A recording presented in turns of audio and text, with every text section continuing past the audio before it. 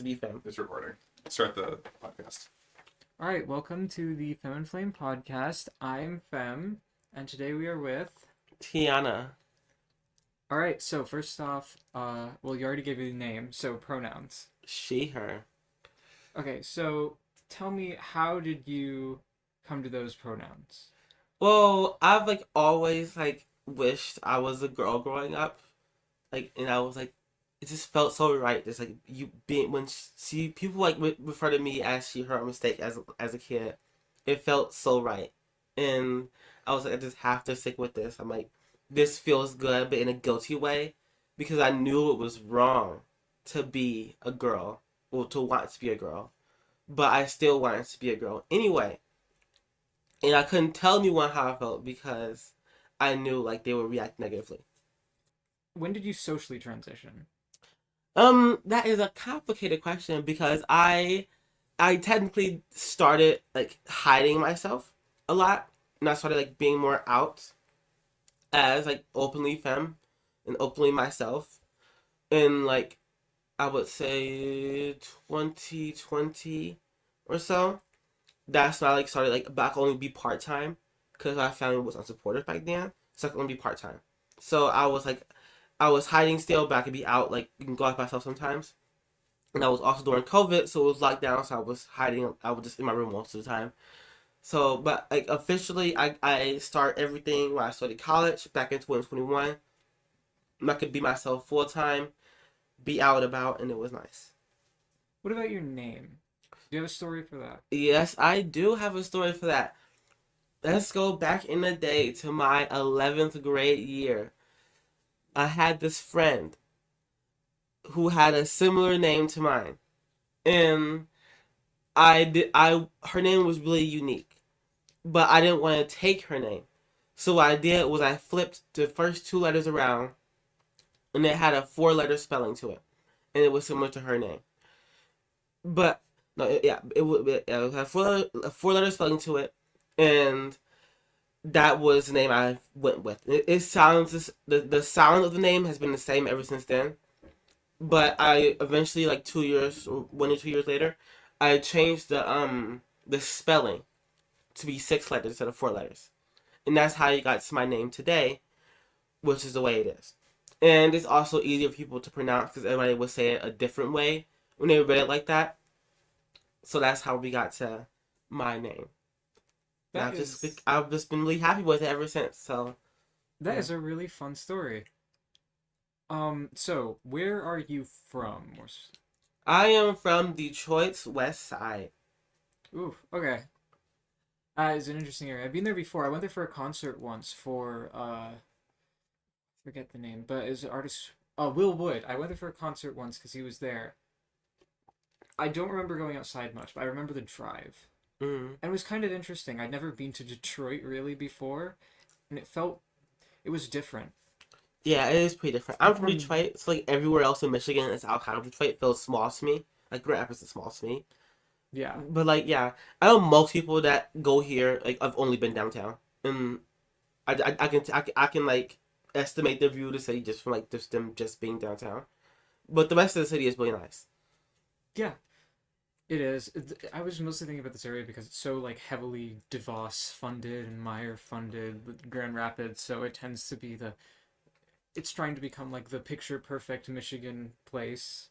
Yeah, so I guess because Detroit, Grand Rapids wasn't hit by the recession, by the loss of the auto company, so this wasn't a single industry town like Detroit was, or any other Michigan cities on the east side of the state. So that's why Grand Rapids is so different. And yeah, DeVos is everywhere, Amway everywhere. It's weird because we don't have that kind of stuff over there in East Michigan. But yeah. So I assume you also went to school in West Detroit. Yes. As well. How was that? It was interesting. My school had a lot of lesbians. There were so many lesbian promposals there. That was foreshadowing. Cause I'm a lesbian now. So, but there was so many lesbian promposals there, and also there was quite a bit of trans men. There were 5 trans men, and I was friends with 3 of them. 3 of the 5 friends out trans men at my school. Even though I was pretty closeted, But the trans guys I was friends with, they gave me a lot of tips and they like talked me through it, especially in those early times when I was like hiding, and I was afraid and I didn't know where to go. They definitely like helped me out and helped me like see a better future for myself as a trans woman. I wish there were more trans women though, because like I wasn't really like that out. I wasn't really that much out like in high school because I was afraid to be myself in school, and I also like didn't have like support from my family at the time in the realm of transness.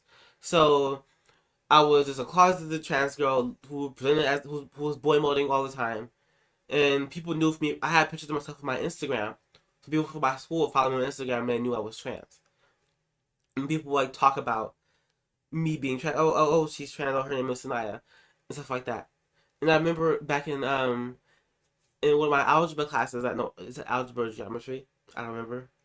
Both of them were hard, but the teacher was like really nice. Like she like gave out these like sheets, put your name and pronouns and stuff like that, and it was really nice. And her and my English teacher and my history teacher in high school were like really understanding of me being trans, and they were really supportive. And I could really like feel comfortable in their class because they were so supportive of me being trans. So you, at least from what I heard, you kind of just like accidentally got outed by your Instagram, or did you like deliberately? Was that on purpose? Well, I wasn't really trying to like hide it per se because it didn't feel like that much of a bad environment. So like I just like had it. I just couldn't be myself physically like in person because I was like afraid of mainly my family. So because like they weren't supportive of me being trans, so that was a big obstacle for me, more than people at school. Yeah, that's. Were there a lot of other trans women at your school? None that were out anyway. So I was like the only like known trans woman at school. It was mainly trans guys. So it was like there was two trans guys. One of them had already been on hormones because he was a senior, and because he's 18, he's able to start hormones on his own. The other one had been on hormones too, under the table. So they had been transitioning for a while already, and they were pretty. Everybody was cool with them. They were pretty like popular in the school, and we all like knew about them. The queer people at my school turned out to be a very gay school. Like it was known for gay people. I actually learned this recently that like my school was like known for queer people like in the past, and it still is today, like throughout the Detroit public school system. So yeah, that's really interesting. So how would you describe your ethnicity? I'm just black. That's all I describe it as. Because like I know like a lot of people say, oh, like a lot of black people have the unique experience of like not really knowing our heritage because we were brought over here by force. We were like one of the only groups, like one of the only racial groups in this country that were brought over here by force, and not by decision of our own free will. So we don't really have that. And also because of how like slavery mixed us up and mixed all our family trees up, we don't really have any record of or connection back to Africa like other races have like people have connections back to Europe, or at least like know what country they're from, or like Asians have connections back to Asia, or like Hispanic people, Latinos have connection back to their countries. Like, but we don't have that because we were brought over here forcefully, and because of how slavery operated, our family tree was intentionally destroyed. So I can trace my family tree back to like Arkansas at the furthest, but no further than that. Okay, so that is really interesting. Okay, so got a little bit ahead. First swing, we're gonna take that, and then we're gonna move on to the next set of questions. Which I hopped into just the first one of that. Luckily, I have more, so it's not Nice. that big of a deal. Wouldn't that be too hot? Ooh, that was nice. How was it for you? That was some good stuff right there. Not Tongue kind of burning, but nothing serious. Yeah, not too spicy yet. That comes later. Okay, so how has your queer identity like had an impact on your community, I guess? Like black community or like community. But more specifically, like racial community. Yeah. Wait a minute. I would say, hmm. I guess body identity really has had like an impact on the community itself. But there are a lot of like bad narratives around queer people within the black community. such as like a lot of black people have like been told that like, oh, you're like a shame on the black community for being queer, or oh, your queerness is like part of like some kind of agenda to by white people to destroy the black community. A lot of people have been told that growing up, including me, for being queer. That is an interesting narrative to see how it manifests itself in other communities. I've kind of dealt with a similar thing because it's so in places like the Middle East, especially, queerness is generally ostracized as a form of Western like influence, which is really what's kind of harmful, especially like to the communities that really should be. They should kind of understand what it's like to be ostracized. See, I feel like a lot of that comes from like them directing the so they already face a lot of like prejudice and hate as it is for their race or ethnicity. But then but like even though they're oppressed on that, at least they aren't gay. At least they aren't a F slur. You know, at least they're more normal in that way. So at least Yeah, they still like despite me being discriminated like this, I'm still not like this. I'm not this bad. So like there's still like that like appeal to like authority and appeal to being normal and that fitting in that they still have. Because you can have like be a majority, be non-marginalized in one way and marginalized in the other way. So like for example, like by race, people may be marginalized, but by sexuality, they're not. yeah, that is very true. I've seen that, especially in like a lot of Muslim communities, especially like I also find there are some kind of smaller Muslim communities that you don't see a lot about that are, um, actually queer positive, which I actually didn't know about, even though I'm Muslim. I never knew about that there were like actually positive spaces in the community, and I think it's just because I've seen it as such a negative. Like even though there's so much Islamophobia, so I'm like Muslim people, your kids can never be gay. It's kind of similar in the black community. Like you will like definitely be shamed for being queer, although it is starting to get better with like our generation, Generation Z, starting to get better, and the times are finally starting to shift. But for like the longest time, like we've been like behind in like equity for queer people, and also like the church is still like a huge institution within the black community for many historical reasons, which I can't explain if you want me to. But for many reasons, the church is a big pillar in the black community, and because of that, there's also that motivation to see yourself. Oh, I'm closer to God because I'm straight, because I'm cis, than those other people who are bringing us down because they're gay. And then because of that, they also build a narrative. Oh, white people are trying to remove us as a black people from our godliness by turning us gay.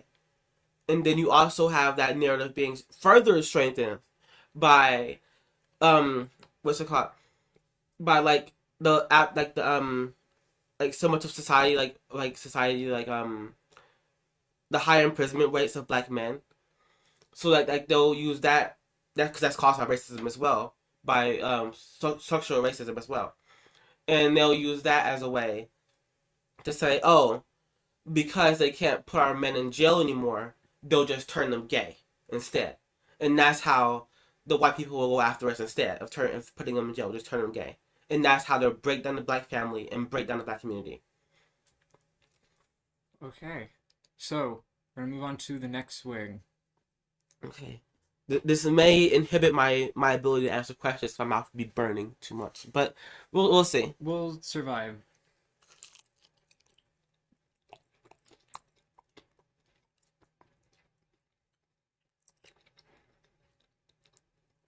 Hmm.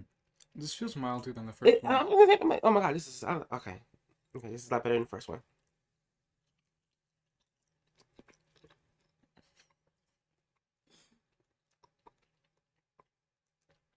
I think those two might have accidentally been switched in the ranking. It's a good relief. Yeah, the next two will hopefully be worse. No. Okay, so now I'm gonna flip the coin on you. How do you think your race has impacted how you're perceived in the queer community? Do you feel that you've dealt with discrimination or that you welcome? Fascinating question. Now, because like I'm gonna preface this by saying that a lot of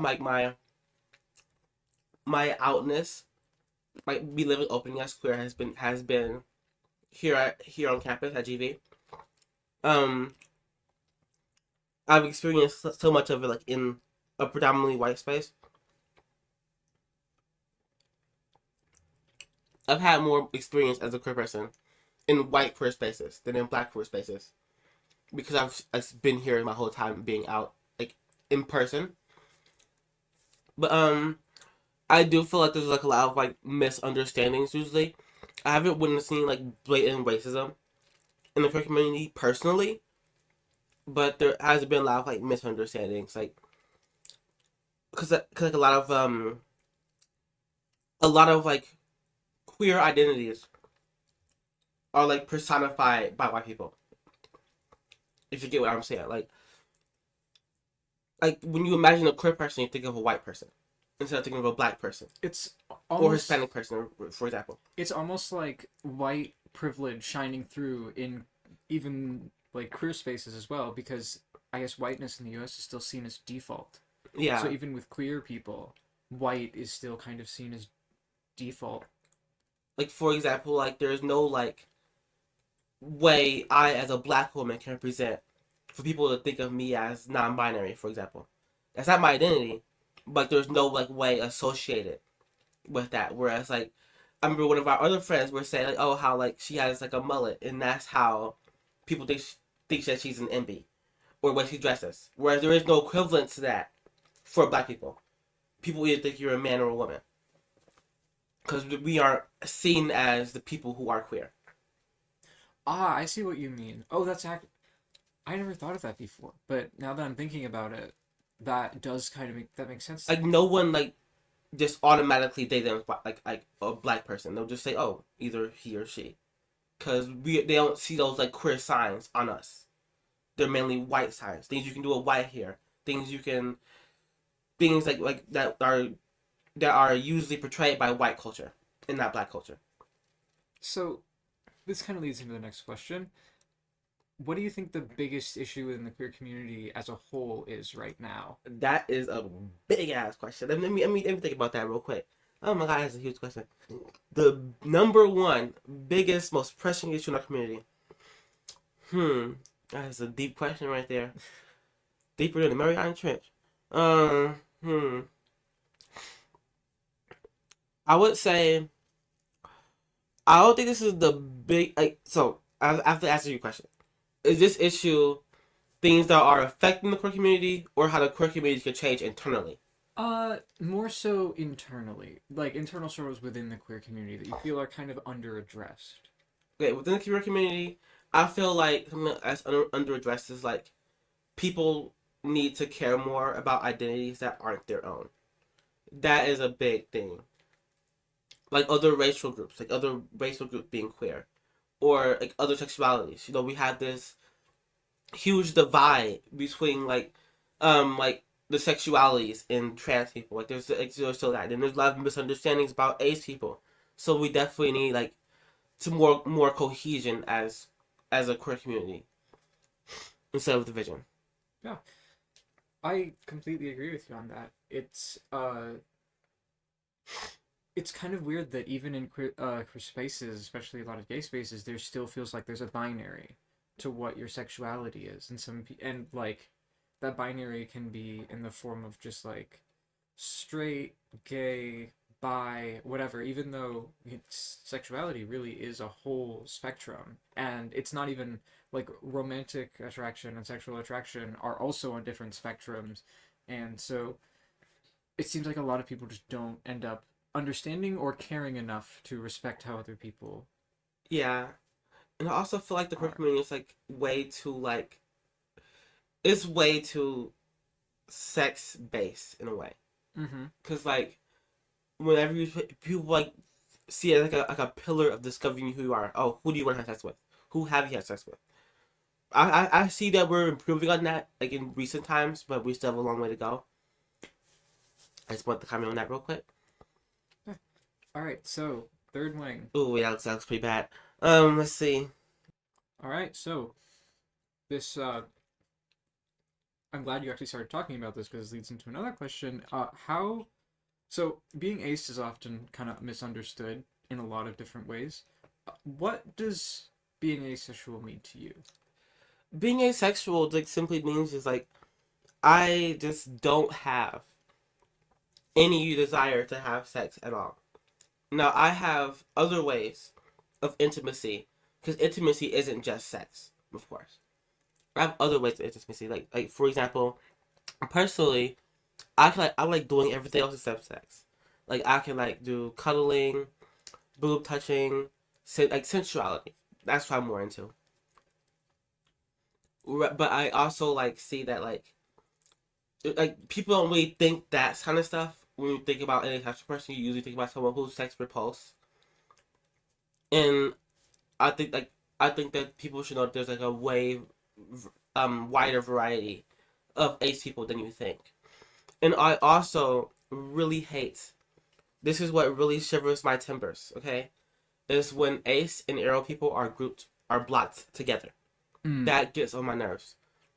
Like, oh, everybody says arrow slash ace. Like, no. Two separate things. Aromanticism is a completely valid romantic attraction. But just because you're asexual, which is a sexual attraction, does not automatically mean you're ace. And when you block them together, like the community has been doing so far, that causes people to think, oh, you must be one and the other, instead of being separate. And it also makes people who are like ace in a different romantic attraction feel left out. Or people who are arrow in different sexual attractions feel left out. So I definitely think that they should be more of like their own communities, like their own separate communities, not blocked together so much. I do agree with you. I've seen so much confusion between what people talk about, more specifically online, when it comes to like ace, aromantic, and different ideas like demi-romantic as well. That I've seen it get really muddied, and it actually becomes kind of difficult to understand because sometimes you'll hear like conflicting statements as well from other people, and it feels like online, at least, the word started to lose its meaning. I definitely agree with that. Like I've like just like seen like so much like, oh, like for example like someone in like this like game I was playing about like, it's like a queer game, and they were like coming out as like asexual, and then they say, oh, you're A or ace. Like they just assume the other part just because they're asexual. I just don't like that. Like they should definitely be separate, and that really like just gets on my nerves how they're so commonly blocked together. Even at the club here on campus, like it's still very like blocked together. Right? Even like on like ace resource areas, they still like prioritize aromanticism over all other romantic attractions, even though an ace person could be any romantic attraction. So that really gets on my nerves. And also, building off that, I have a kind of spicy take where where like I don't think demis should be on the A side. I feel like demi people are more on the aloe side than the A side because they still have like a sexual attraction, just not the same way as aloe people do. But like that's different from ace people who have none at all. And also demi people, at least many of them. I won't say all of them because I can't speak for the whole thing. Um, they can still date aloe people because they still have like a sex drive. They're still able to have sex, so they can still date aloe people. Whereas as an ace person, I have been rejected multiple times just because I'm ace. So like ace people, like it's really hard to date aloe people. You either have to like just pretend you're not asexual and just have sex anyway, or like it'll be extremely hard for you to find a partner. So that's my hot spicy take right there. Yeah, no, I agree with you. I've seen a lot of it where I've around decent amount of ace people that talk about it. Now, I don't have a lot of experiences with that, but I do have the testimony of many different people that it kind of sucks the way that it's seen, and the words, like words for it, have kind of lost their meaning, and people don't really respect it very much. Um, which I feel like is a problem. I feel like it kind of is a problem that I feel can kind of be exacerbated when it becomes not clear what people are talking about. Because I agree with you about the demisexual thing, and also demi-romantic. I not necessarily group those two things together, but Yeah. yeah, um, because I don't really feel like those should be a part of the ace spectrum a little bit. I agree with you on that. Yeah, and it's like so irritating because like I can't like one of the people who rejected me because I'm ace is Demi, so like, I couldn't even like. It's like I'm like what's going on here? Like, see that like you will have more common with out people, which like because you could have sex. Like you just have to have the connection to have sex. But I can't have sex at all. I don't have any kind of sexual attraction. I'm repulsed to having sex itself. Which is another thing. People don't seem to understand the difference between like being able to hear about sex versus actually having it. Those are two different spectrums each person can be on. Like I'm opposed to having sex, but I can still talk about it. I make sex calls all the time, as you may or may not know. It's like there's definitely those two spectrums that ace people can fall on. Yeah, It's so interesting. I would. I also agree with you that the queer community is very hypersexual quite often. There is some amount of like I wouldn't say like kind of a down with the system kind of attitude about it. This specifically being kinky for the sake of being uh weird and counterculture. I do agree with it though. It is definitely a statement. It keeps corporations kind of away from queer people because it weirds a lot of them out, but then it is also an essential part of queer communities generally and how they've been sexually ostracized before. But there isn't a lot of space for not like non-sexual queer interaction, or at least the queer community is just seen by default as sexual. Yeah. And there is a lot of hypersexuality in the queer community. I feel like that comes from like I know where I understand it and know where it comes from. It comes from our history, the queer community's history of being like blocked from having that normative, quote unquote normative life of waiting till marriage, have getting a family and all that kind of stuff like that. We've kind of like relegated to the side over here to do stuff on our own, and we have kind of have like this underground culture and stuff like that. And that was primarily like in gay bars and in clubs and stuff like that. So I get like where that culture like grows from, but now that where we are today, like we should definitely like reprioritize things, and also just making like making your community not as openly sexual. Also allows it to be more like family friendly and more friendly to everybody to come in and experience the community. And there are plenty of other ways to get corporations pissed at us. So like just being sexual just for the sake of it is not like the primary way to go.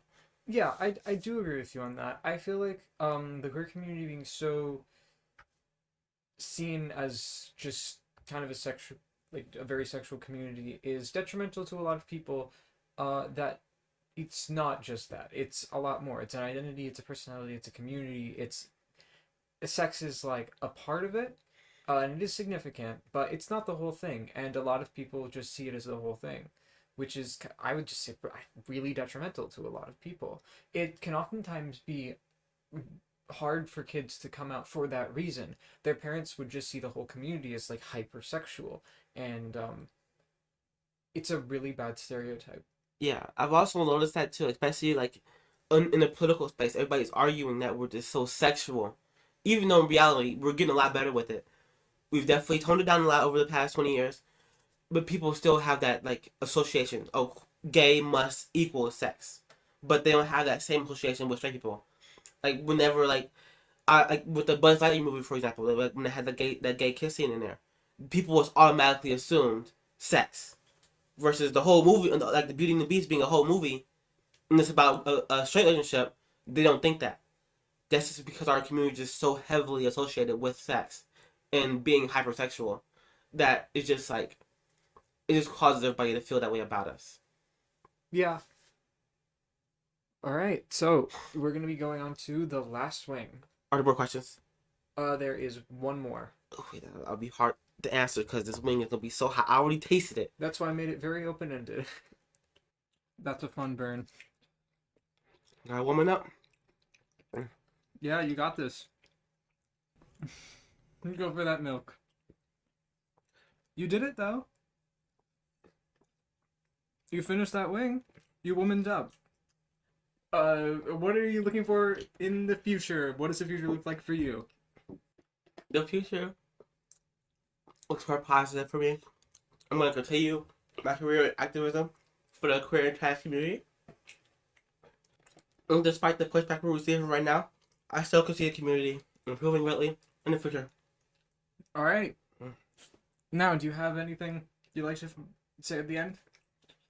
Stay gay. My mouth burns. Alright, that's it. All right, that has been the Flame and Femme podcast with our guest. Mm. I have been Femme. That has been and thank you for listening.